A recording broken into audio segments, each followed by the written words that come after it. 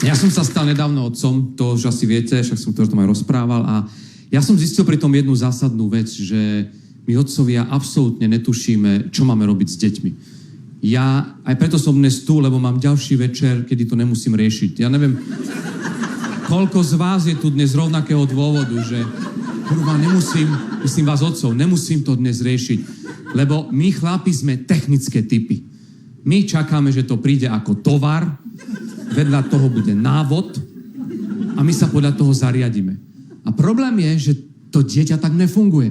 Počujte, celé to tehotenstvo pre mňa tých 9 mesiacov, to bola ako jedna zlá objednávka z nejakého čínskeho AliExpressu, hej.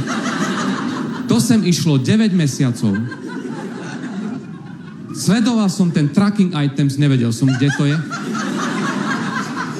Celý čas netušíš, čo je vo vnútri toho balíčku. Potom ti oznámia, že sa to o 2 týždne predĺži a na konci ti oznámia, že sa mení aj spôsob doručenia na ten komplikovanejší. A keď to konečne príde, priateľ, ty na to pozeráš, vyzerá to úplne inak, ako to vyzeralo na fotke. Nevieš to vrátiť a nefunguje to. Ten môj plakal, ja pozerám, hovorím, ja chcem toho, čo neplače, tento tam... Počujte, ja som sa na to pozeral, hovorím, čo s tým ja mám robiť? Všetci vám vravia, nič sa neboj, malé dieťa to len kaká, papá, spí, hej. Klamu. To je plače.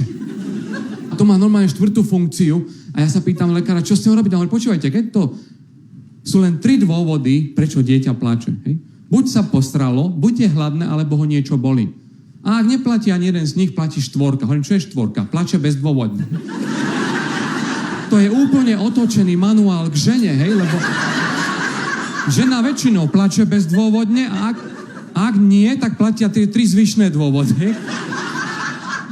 Ale s týmto my nemáme, chlapi, skúsenosť, hej, ja som sa na to pozeral. Viete, čo na tom najhoršie bolo, že to dieťa, videli ste, ak deti plačú, to není taký ten normálny plač, že, neviem, ty sa dojmeš pritiskovcem Miloša Zemana, vieš, že tak sa ti zaleskne v očiach, ani nevieš prečo vlastne, ale, hej, ale deti plačú tak, že ho ide roztrhať z toho. Ja som to neznášal, tie prvé, počujte, lebo ja hovorím, že čo s tým mám robiť? Priateľa, moja žena si stiahla apku na detský plač. Vedeli ste, že to je? Vraj existuje 25 druhov detského plaču. Ona mi to dala, hovorí, keď bude plakať, nahraj to, stlač enter a ono ti povie, čo mu je, že to je taký prekladač. Tak som to nahral. Stlačil som enter. Viete, čo mi vyhodilo? Tiskovku Tomia Okamuru. A pod tým bol nápis, ak takto plače, je posraný až za ušami. Aspoň vieme, čo mu je, keď tam ale čo ja s tým, akože s tým dieťaťom? A najhoršie na tom je, že tie deti, viete, oni, predtým, jak sa poserú, nevedia zaspať. To bol pre mňa najhoršie tento, že ty pozrieš na to dieťa, už si mu zaspieval celú Helenu Vondračkovú, ty už Michala Davida, už nevieš, čím začať, hej? A už keď si vravíš už pri tom, že chceš žiť non-stop, už vidíš, že už zavára oči, tak, ale on stále ešte, on ešte bojuje, on že... Ja som jazdil s ním v noci.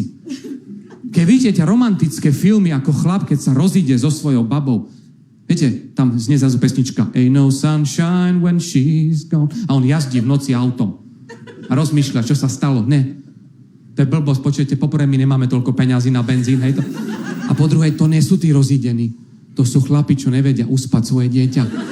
O 3:00 v noci centrom Prahy, hej, a jazdíš a nezastavuješ na semaforoch, lebo vieš, že zastaneš aj hore. Ja som koľkokrát ukazoval fízlom, že nemôžem, chcem zastať, chlapci, nedá sa. A najhoršie na tom celom je, že ak sa zrazu ty dostaneš do toho okamihu, že ty už akože si zvládol všetko, tak to dieťa sa ti posere. Ale priatelia, tak, neviem, vy ste, mami, akože za to zvyknuté, ale pre nás chlapov to je, ja som sa prvýkrát na to pozeral. Poprvé, to hovno bolo všade, len nie v plienke. Hovorím si, na kieho boha my mu kupujeme tie plienky, keď on sa do nich nevie strafiť. Podľa mňa tie hovná ako keby vedeli chodiť. Vieš, čo myslím? Že oni sa tam stretnú v tej plienke a kam ideme, bracho? Poďme niekam, kde je dobre, medzi sračky, hej? Do Prahy je ďaleko na Václavák, na rusofilskú demonštráciu, tak sa len tak jemne rozlezú, maximálne na chrbát. A ty sa bojíš tú plienku otvoriť, lebo sa cítiš ako vedci v CERNe, že toto je zárodok vesmíru, takto to vzniklo, ten Bing Bang, ale nechceš to vidieť. A najhoršie na tom je, že ja som sa to už aj naučil normálne, že prebaľovať. Len problém je, že keď som už bol v tej fáze, že už mi to nevadilo, tak moja žena sa tak na mňa s obdivom pozrela a mi hovorí, tak to je super, lebo vieš, čo sa vraví, že čo sa pri deťoch naučíš, pri rodičoch ako by si našiel.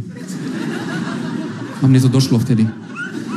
Počujte, nám všetkým o chvíľu príde ďalší balík, trošku so starším nákladom, ale to bude to isté. My na to nevieme manuál. Počuť, ja to vidím už na mojom otcovi, on tiež už, bol som teraz u neho doma, on iba kaká, papá, spí. Hej? A keď nie, tak plače. A ja sa pýtam, priatelia, ak vieme mať pre deti hniezda záchrany, hej, baby boxy,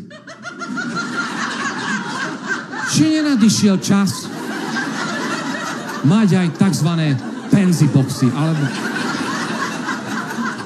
Počujte, taký ohybnejší dôchodca, on aj dvaja sa tam vopchajú. Verte mi, viete, koľko detí by si rado adoptovalo starých rodičov?